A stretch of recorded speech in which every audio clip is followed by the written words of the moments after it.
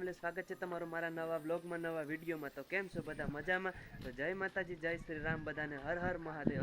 આજે એવી જગ્યાએ આપણે જવાના છે કે ત્યાં એ જગ્યા પાંડવો દ્વારા સ્થાપિત કરવામાં આવેલી છે અને એ જગ્યાનું નામ ટપકેશ્વર મહાદેવ છે। જો આપણે ફૂલ ને લઈ લીધા છે ને જો ભાઈ પણ રેડી થઈ ગયો છે અને હવે અમે આગળ નીકળીએ છીએ। આપણે બ્લોકમાં કન્ટિન્યુ છે ના જઈને આપણે મહાદેવના મંદિર પાળખે પોગીને આપણે પાછો બ્લોક સ્ટાર્ટ કરી દઈશું, કારણ કે આપણે જંગલના ને કોઈ સીન લેવાના નથી, કારણ કે એના કેમેરો એલાઉડ નથી આપણે। તો બ્લોકમાં બન્યા રહેજો ને બ્લોગ ગમે તો લાઈક શેર સબસ્ક્રાઇબ કરતા જજો। આજે અમે છે ને એક રહસ્યમય જગ્યા અમે બંને ભાઈઓ જઈએ છીએ ટપકેશ્વર મહાદેવે। તમને અમે દર્શન કરો, અમે પણ દર્શન કરશું, તમને પણ દર્શન કરાવશું। તો બ્લોકમાં બન્યા રહેજો। હર હર મહાદેવ।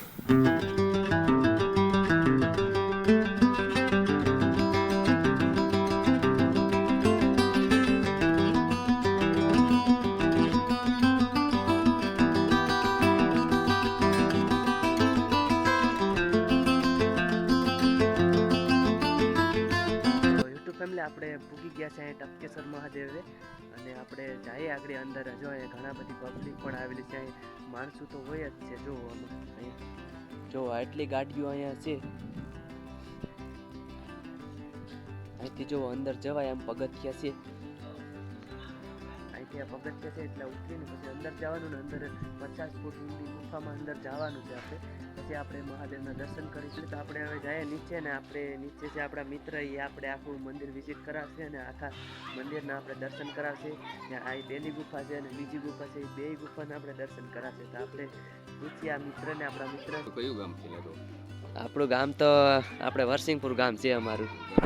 અમારે યાત્રાળુ કહેવાય, મારું ગામ ખરડા છે, ખરડાથી 1.5 કિલોમીટર નજીકનું આ ટપકેશ્વર મહાદેવ છે। આ લોકોને આખા મહાદેવને હું અત્યારે વિઝિટ કરાવું છું અને દર્શન કરવા અંદર લઈ જાઉં છું। તો ચાલો, ભાઈ અંદર વહી ગયો છે જો, અને આપણે પણ જઈએ એની પાછળ પાછળ। એટલે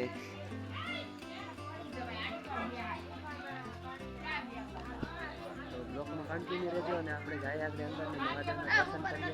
આપણે અંદાજે 50 ફૂટ ઊંડી ગુફામાં અંદર જવાનું છે આપણે। અંદર અંધારું પણ પડશે તો એડજસ્ટ કરી લેવું।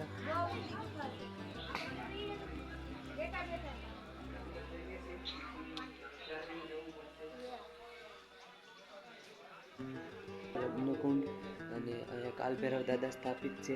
જય હો દાદા કાલભૈરવ।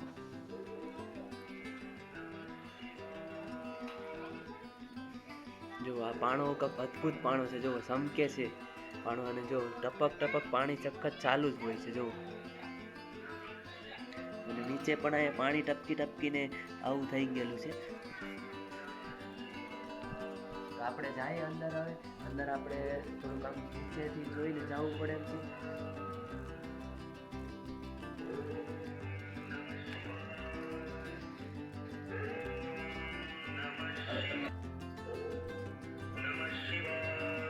અને ફૂલ ચડાવીને મહાદેવને પૂજા કરી લઈએ।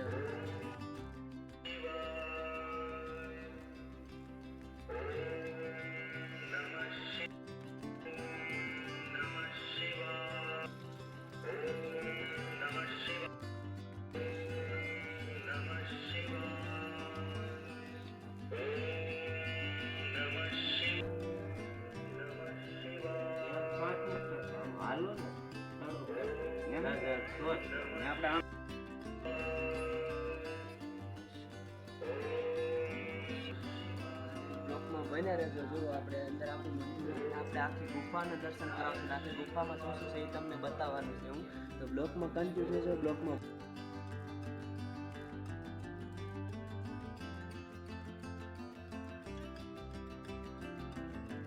છે જો અહીંયા પર પાણી ટપકી રહ્યું છે, જો જ્યાં જ્યાં પાણી ટપકી રહ્યું છે ને ત્યાં શિવલિંગ ઉત્પન્ન થયેલા છે।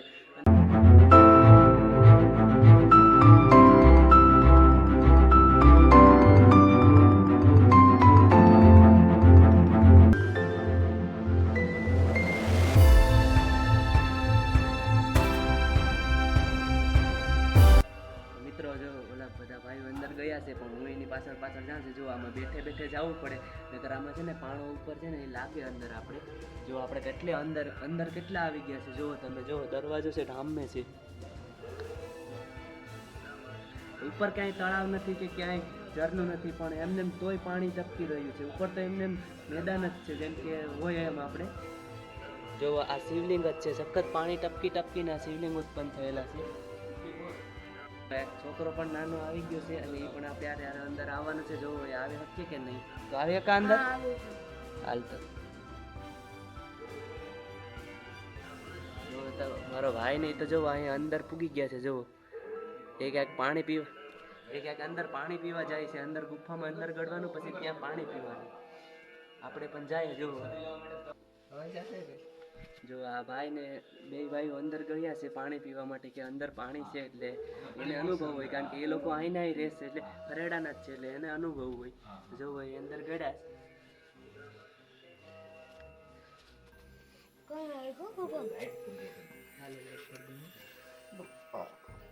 જો કેટલી મોટી ગુફા છે, લગભગ અંદાજે 250 ફૂટ જેટલી હશે એમ કહેવામાં આવે છે. તો અંદર અંદર ગળી ગયા છે, કેટલા અંદર વહી ગયા છે. જોયા ના પાણી મેલ્યું કે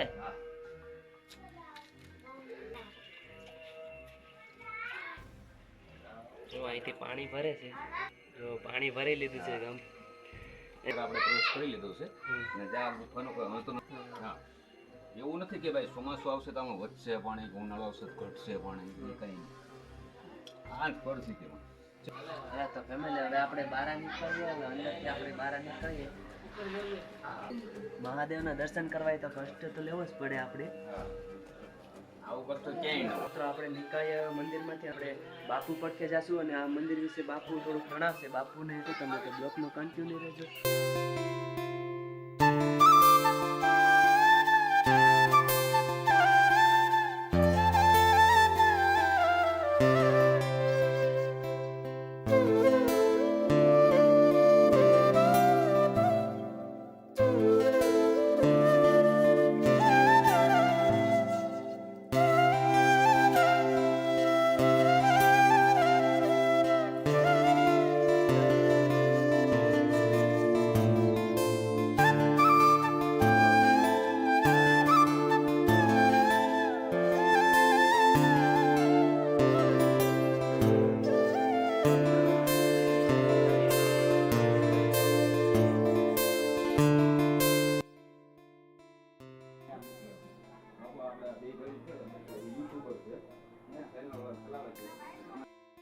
જૂનું છે એનું કઈ 5,000 એમના તરફથી 5,500 વર્ષ થયા. 5,500 ચંદ્રભાગા નદી ગુપ્ત ગંગા છે અને શિવની સંગમ જેવું જ અહીંયા બધું શિવરાત્રિ હોય, શ્રાવણ મહિનો હોય, વેકેશનની રજા હોય ત્યારે યાત્રિકો અહીંયા દર્શનનો લાભ લે.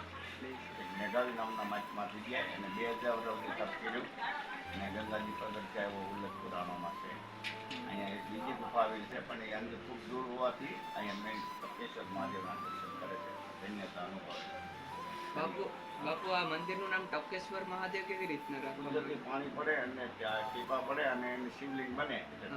ટીપા પડવાથી સતત અભિષેક શરૂ રહેવાથી ટપકેશ્વર મહાદેવ કહેવામાં આવે. ઉનાળો હોય ગમે એવો દુકાળ હોય તોય પણ પાણી પડે છે, પાણી પડે ત્યાં શિવલિંગ બને. પાણી પડે છે ને શિવલિંગ બને છે એવું છે. 4 વર્ષથી અમારે છે. આના પહેલા કોણ તમારા? આની પહેલા એક લક્ષ્મણાનંદ બાપુ હતા, એની પહેલા ગજાનંદ બાપુ હતા, એની પહેલા બ્રહ્માનંદ હતા, સૌ પ્રથમ શિવાનંદ બાપુ સમાધિ છે. શિવાનંદ બાપુ તપસ્વી હતા, એનો આ તપોભૂમિ કહેવાય છે. સમાધિ એની સમાધિ છે તે તેની છે. વર્ષો પુણે જૂની આ જગ્યાઓ આવે છે પ્રસાદનો લાભ દર્શન. બાપુ અહીંથી પછી બીજી ગુફા એમ કહે છે બધા કે બીજી ગુફા પણ સાઈડમાં છે તે? હા, અહીં અંદર ગુફા છે. એમાં 2 અઢી પણ બેઠા જવું પડે. ન્યાય શિવલિંગ બને છે. એનું નામ ચંદ્રેશ્વર મહાદેવ રાખેલું. ત્યાં પણ પાણી ચાલુ છે? હા, પાણી ચાલુ. જ્યાં પાણી શરૂ હોય ને ચંદ્રભાગા નદીનું પાણી પડે ત્યાં જ શિવલિંગ બને. ન્યાય જંગલ પ્રાણીઓનું બધું નીચે પ્રાણીઓ બધું છે. થોડું ત્યાં બાલ ગોપાલ બધા ધ્યાન રાખીને રહેવું પડે. ને રાતની અહીંયા આવવાની પરમિશન છે કે? રાતની પરમિશન નથી.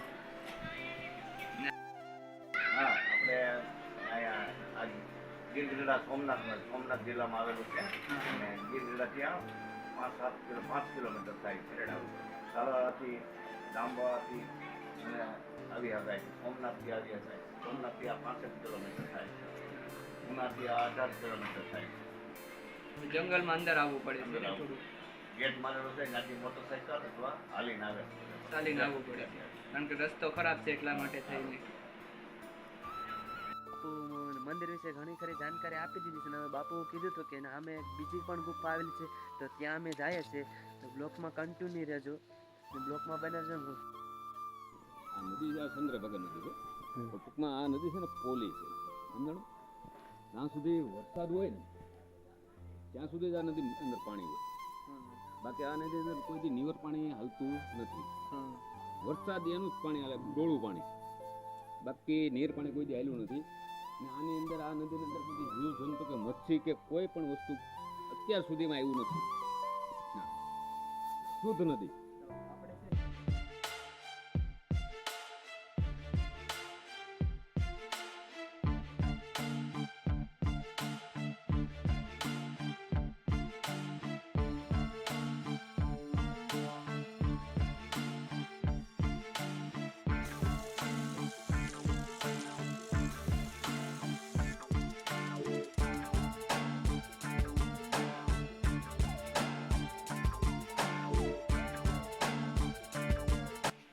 જો અહીંયા મંદિર આવેલું છે એક બીજું એના જેમ જ છે ભોયરું અંદર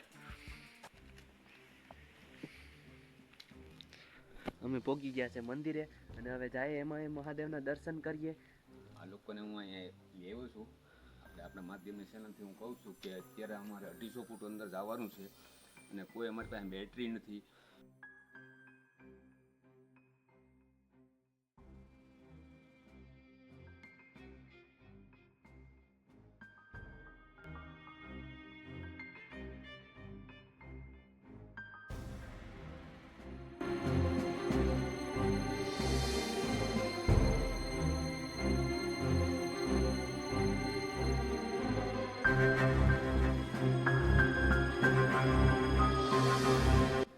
કેવી લાગી તમને ગુફા કોમેન્ટમાં જણાવજો તમે અહીંયા કોઈ દી આવ્યા કે નહીં જરા કમેન્ટ કરી દેજો આવવાનું તો આ જગ્યાની વિઝિટ કરવાનું પાછા નહીં ભૂલતા હા હો જો કેવી છે અંદર જો અહીંયા પર પાણી ટપકી રહ્યું છે આ તમે જોઈ શકો છો ઉપર આપણે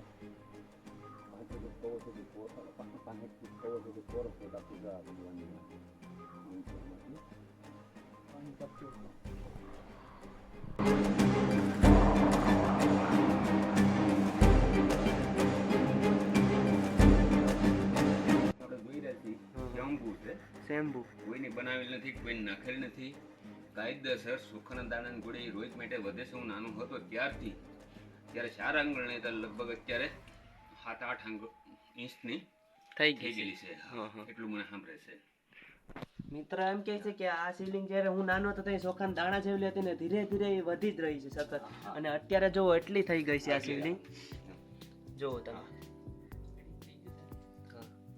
ઈ ગુફા જેમ પણ અહીંયા એવી રીતના જ છે કે અહીંયા પણ શિવલિંગ બને છે પાણી ટપકી ટપકીને શિવલિંગ બને છે જો અહીં બને છે. જો આ એક શિવલિંગ છે કેટલું તેજ આવે ચમકે છે જો આગેથી આ શિવલિંગ અને જો આ પાણી તો સખત ટપકી જ રહ્યું છે અહીં ઉપરથી આપણે પૂજા કરી લઈએ મહાદેવની હાલો ઓમ નમઃ શિવાય ઓમ નમઃ શિવાય ફૂલ ચડાવી દઈએ મહાદેવને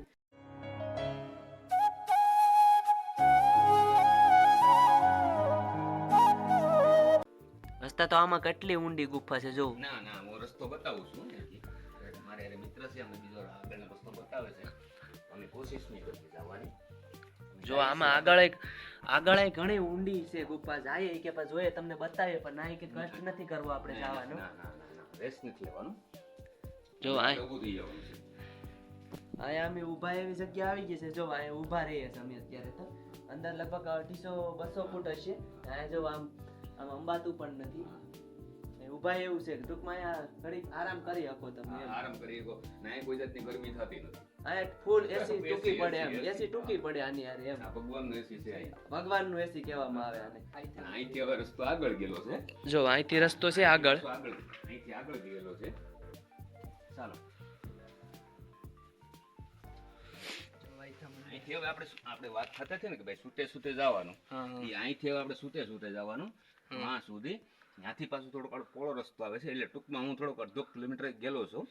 હા, પછી બહુ ઓક્સિજનની કમી ઓછી થઈ જાય છે, એટલે આપણે રેસ્ટ ન લઈએ. આપણે નથી જવું અંદર, પણ આ તો ફેમિલીને આપણે દેખાડી એટલે શકીએ. ઓક્સિજન ઓછું થઈ જાય છે. હા. જે તો મહાત્મા હોય તે જ જઈ ઈ શકે આપણે આની ન જઈ અંદર. શકીએ. નહીં. આપણે ન જઈ આપણી પાસે શકીએ. એટલું તપ નથી. હા, આપણે જેની કરી પાસે તપ હોય ને, જે મહાત્મા હોય તે જ જઈ શકે અંદર. તો જાવું છે તમારે અંદર? નહીં, હવે આપણે રિસ્ક નથી લેવું. Risk નથી હવે આપણે આઈટમ છે ને બહાર હવે નીકળીએ આપણે પહેલા તો. બહાર નીકળી જઈએ, દાદાને દર્શન મહાદેવની કૃપા હોય તો જ આ ગુફામાં આપણે આવી શકીએ હો. આવી શકીએ. કારણ કે આ ગુફા ડરાવની એટલી છે, કારણ બીક લાગે અંદર આવે તો એક જણું તો કોઈ અંદર આવી જ ન શકે. નહીં. જો લોકો અંદર આવે છે પણ જો દેખાય કોશિશ કરે છે. આવે છે. હાલો હવે અમે નીકળીએ બહાર. આવે થાકી ગયા, જો ગરમી થઈ ગયા, ગરમી થઈ ગયા, કઈ ગયો જો ભટકાઈ ગયા. જાળવો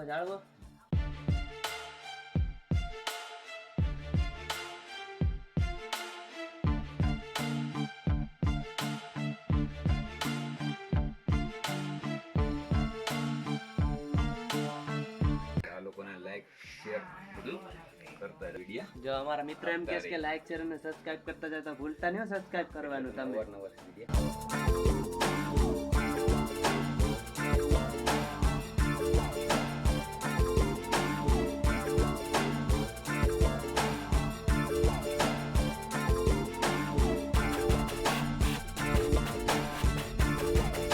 મિત્રો મહાદેવના દર્શન કરી લીધા હતા અહીંયા પણ, ને હવે આપણે બહાર નીકળીએ.